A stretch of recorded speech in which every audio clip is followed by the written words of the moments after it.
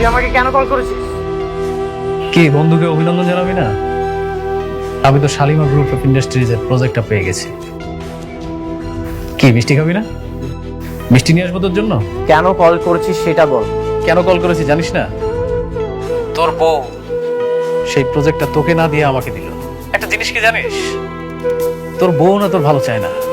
এই বিষয়টা না আমার কাছে কেন কত যে আনন্দ লাগতেছে। আনন্দ হচ্ছে? এই আনন্দের অবশ্যই একদিন আমি জবাব দেব।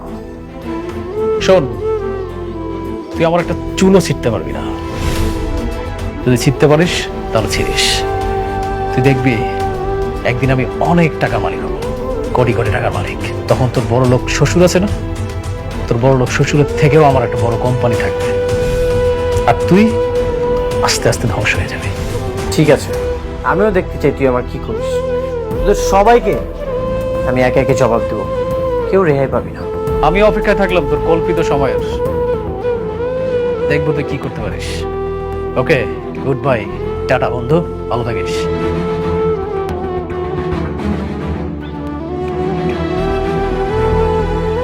এভাবে তোমার শত্রুর সঙ্গে মিলে তোমার স্ত্রী তোমার ক্ষতি করলো, এখনো কি তুমি তাকে বউ বানিয়ে রাখবে? তুমি তাকে ডিভোর্স কি দেবে না? বললাম তো দিয়ে দিব। কবে দিবে? আমি তো তোমার মধ্যে কোনো ডিভোর্স দেওয়ার লক্ষণ পাচ্ছি না। আর কত সহ্য করবে? আমি আর সহ্য করব না, আজকের বোঝাপড়া হবে।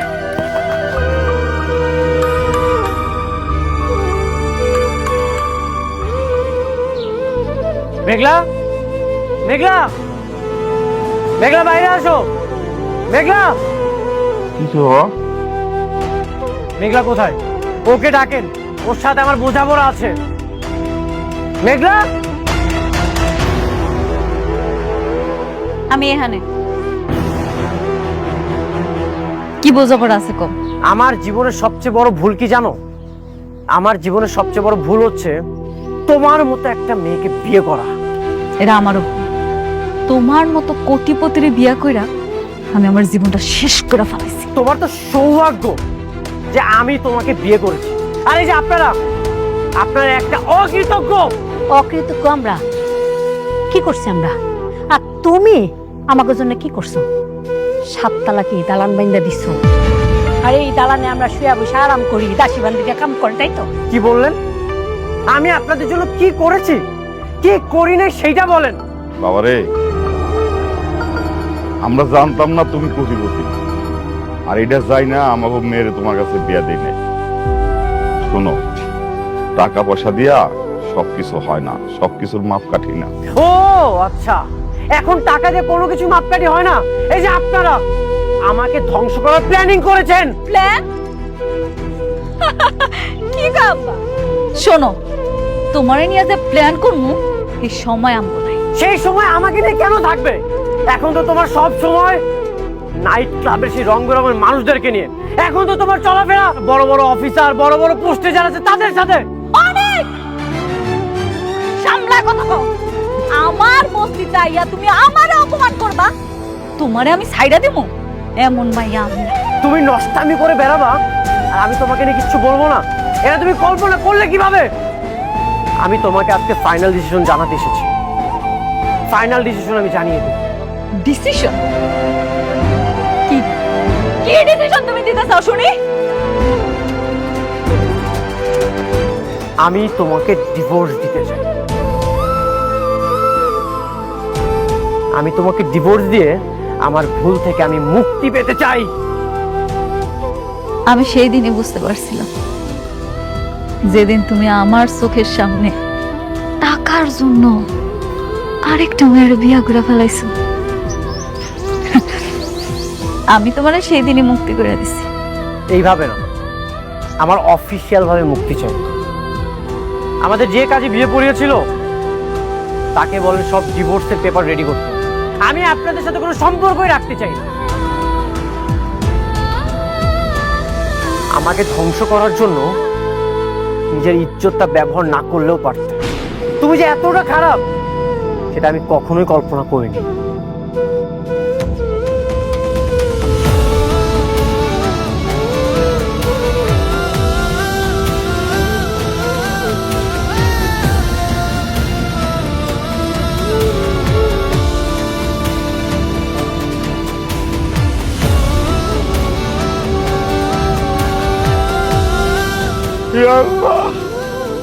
আমার জন্য আজকে আমার মেয়ের সংসারটা নষ্ট হয়ে গেল।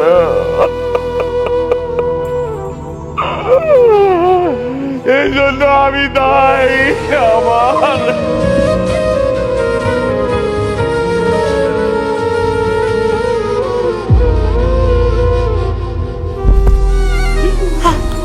আল্লাহ বাবা কি হলো এটা?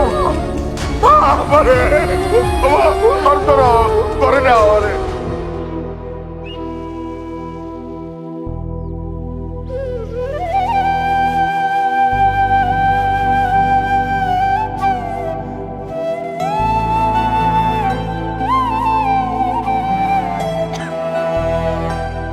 আপনার বমি বমি ভাব হয়? আচ্ছা, খাওয়া দাওয়া রুচি আছে? বুঝতে পেরেছি।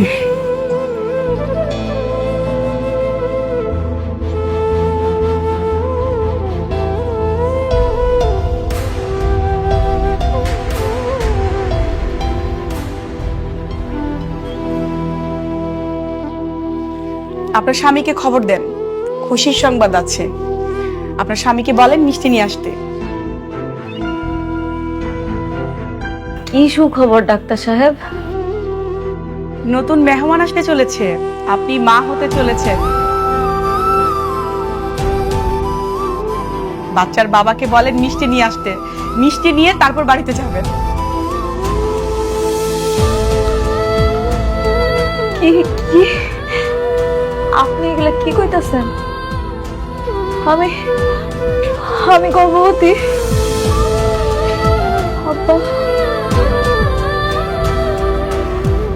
ম্যাডাম, আমার জামাইয়ের লাগে তো আমার কোনো যোগাযোগই নেই। মানে মানে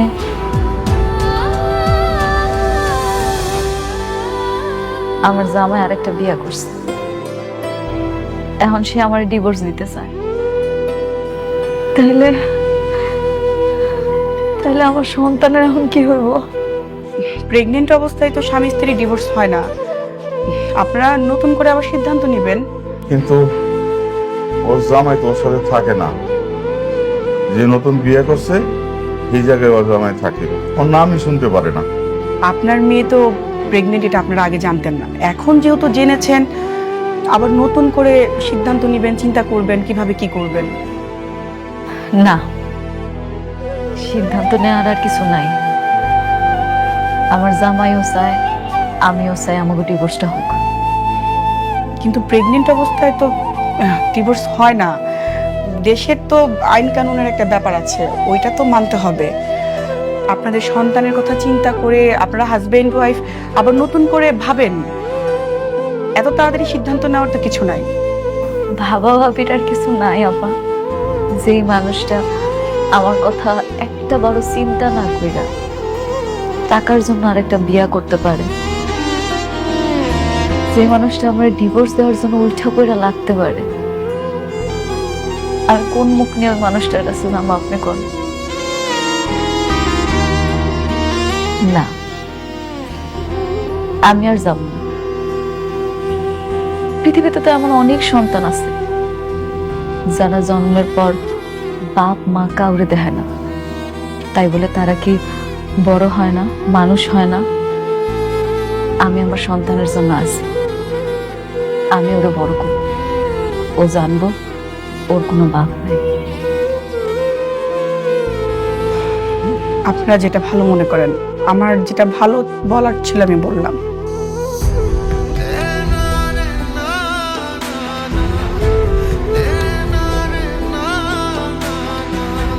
ঠিক আছে ডাক্তার আপা, আসি। আব্বা চলো।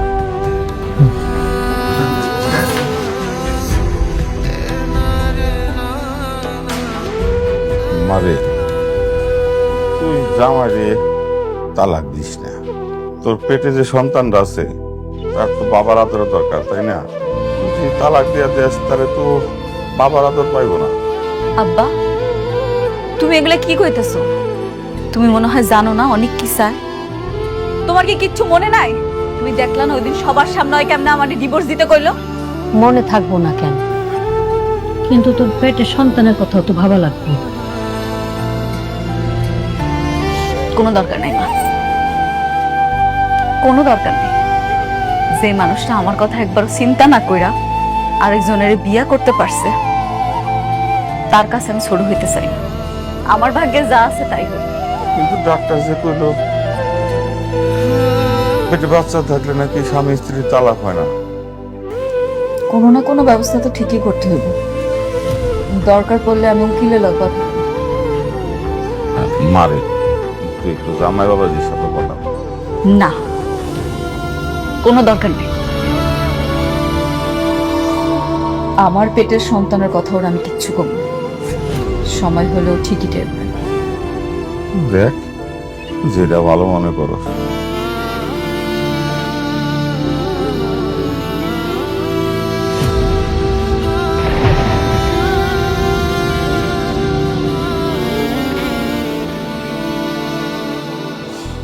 এখন আর কোনো সমস্যা নেই, লোনটাও হয়ে গেছে, শালিমা গ্রুপের সাথে চুক্তিটাও হয়ে গেছে। এখন শুধু কাজ শুরু করতে হবে, আর কাজ শেষ হয়ে গেলেই শত শত কোটি টাকা আমার পকেটে ঢুকবে। এটা ভেবে যে কি আনন্দ লাগছে। হবে ঠিক আছে, কিন্তু আমি আশ্চর্য হইতেছি একটা বিশেষ ব্যাপার। অনেকের বউ তোমার এই কাজটা দিছে, আমি কিন্তু ভাবছিলাম যে জেদের বসে তোমার শেষ পর্যন্ত সে কাজটা দিবই না। আমি না একটা জিনিস বুঝতে পারছি না, কি? একটা বস্তির ফকির নিয়ে তার কথায় এত বড় একটা ডিল হয়ে গেল। আচ্ছা, ওই অফিসের মধ্যে ওর কাজটা কি? আরে কাজ যাই হোক, তোমার তাতে কিছু জানা দরকার নাই।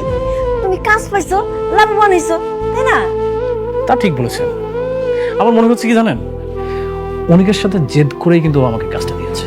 কারণ ওর সাথে তো এখন সম্পর্ক ওর শত্রুতা। অনিকের বউ ওর সাথে প্রতিশোধ নিচ্ছে। মেয়ে কামকে ভালো হইলে আচ্ছা, সমস্যা কি? ওরা ওরা মারামারি করুক, আগের থেকে আমরা লাভবান।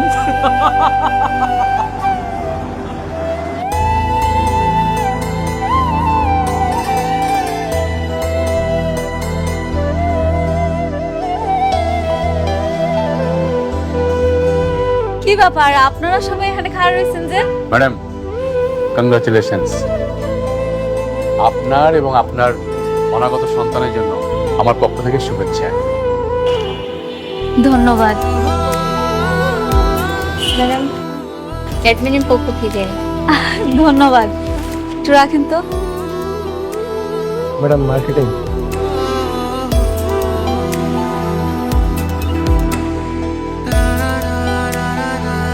ধন্যবাদ।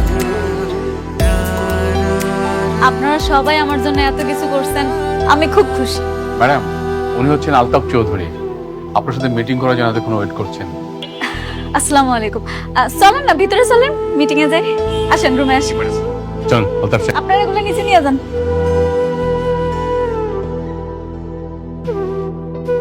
বসেন বসেন। ঠিক আছে। আপনার বাবার সাথে আমি দীর্ঘদিন ব্যবসা করছি, উনি আমাকে খুব পছন্দ করতেন। এই আপনার কথা আমি ওনার কাছে শুনেছি, তো ভাবলাম অফিসে গিয়ে একটু দেখা করি, পরিচিত হই। ও আচ্ছা, আপনারা দেখে আমার খুব ভালো লাগছে। ভেবেছিলাম শাকের চৌধুরীর মেয়ে অনেক মডার্ন আধুনিক হবে, কিন্তু আপনাকে দেখে তো তা মনে হয় না। কেন, আমার দেখে কেমন মনে হয় আপনার? মনে তো হয় বস্তি থেকে এসছে। এই শহরের অলিগলিতে বস্তিতে যারা থাকে, আপনার আচরণ দেখে তো মনে হলো সেরকমই। আপনি ঠিকই কইছেন, আমি বস্তিতেই থাকি। আমার পালিত বাবা মা এখনো বস্তিতেই থাকে। আপনার মতো একজন কোটিপতি বস্তিতে থাকবে, এটা তো মানে যায় না। বস্তিতে তো থাকে গরিব ফকিন্নিরা, আপনি তো গরিব না। তাতে কি হয়েছে? আপনারা কইলাম না, ছোটবেলা থেকে ওখানে মানুষ হয়েছে, এই জন্য হেনেই থাকি। আলতাফ সাহেব, আমরা এই বিষয়ে আলোচনা না করে আমরা ব্যবসায়িক আলোচনাটা সেরে ফেলি। ও শিওর। আমার একটা শেষ প্রশ্ন ম্যাডাম, আপনার স্বামী কি করে? নিয়োগে বস্তিতে থাকে, একদিন নিয়ে আসেন না, অফিসে আমরা পরিচিত হব। কিছু মনে করবেন না, আমি আসলে আমার বাচ্চার বাবার পরিচয়টা সবার সামনে আনতে চাইতেছি না। মানে কি সন্তানের কোনো বাবা নাই? আর বস্তিতে থেকেও এত অ্যাডভান্স, স্বামী ছাড়াই সন্তান?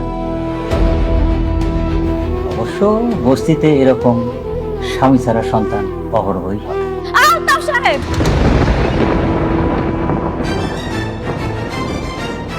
আপনি মুরব্বী মানুষ, আর তাছাড়া এই অফিসের সবচেয়ে পুরনো ক্লায়েন্ট। আপনার সাথে আমি খারাপ ব্যবহার করতে চাইতেছি না, ভালোই ভালোই বলতেছি। আপনি এখন আসতে পারেন স্যার। রিল্যাক্স, মাথা ঠান্ডা করে। ম্যানেজার সাহেব, ম্যাডাম। আপনি ওনারে এক্ষুনি এখান থেকে চলে যেতে বলেন, নাইলে কিন্তু। জি ম্যাডাম। আলতাফ সাহেব, আপনার কোনো কমন সেন্স নাই? হ্যাঁ, আপনার সাথে আমাদের সমস্ত ব্যবসা বন্ধ। যান, আপনি কিন্তু জানতে হবেন। রমজান সাহেব, বস্তি থেকে উঠে আসা একটা মেয়ের জন্য আমাকে অপমান করতেছেন? আমি কিন্তু দেখে নেব। এটা আপনার প্রাপ্য ছিল। যান, আপনি বেরিয়ে যান। আরে জি ম্যাডাম। এই ভদ্রলোকটারে অফিস থেকে বাইর করে দাও, এরপরে যাতে অফিসের ত্রিসীমানা না দেখি, ঘাট ধাক্কা দিয়ে বাইর করে দিবা। জি ম্যাডাম। এ ওঠেন।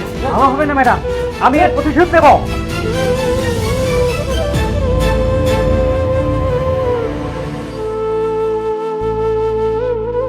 উনি আমাদের সাথে বিজনেস না করলে কয় টাকা লস হবে? না ম্যাডাম, কিচ্ছু হবে না, ব্যাপারটা আমি দেখবো। সরি ম্যানেজার আঙ্কেল, আসলে আমি ওনার কথাগুলো নিতে পারি নাই। ম্যাডাম, আপনি উচিত শিক্ষা দিয়েছেন, এইসব লোকদের এরকম শিক্ষা দেওয়া উচিত।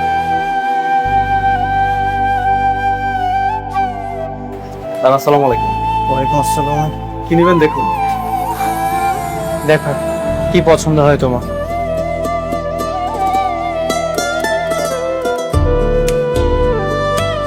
এটা কেমন লাগে?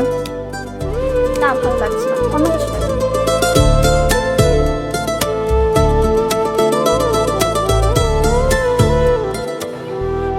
এটা তো খুব সুন্দর।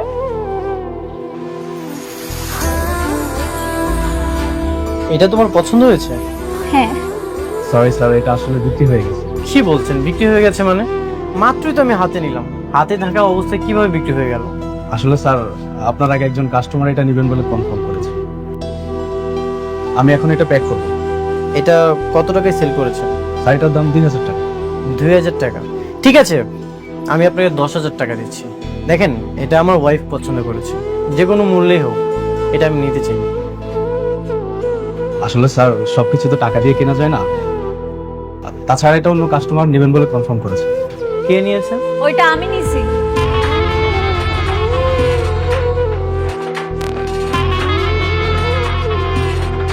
আপনি কাজ করুন, পেড করুন। হ্যাঁ জি স্যার, ব্যাংক করে দিচ্ছি। চলো আমরা চলে যাই।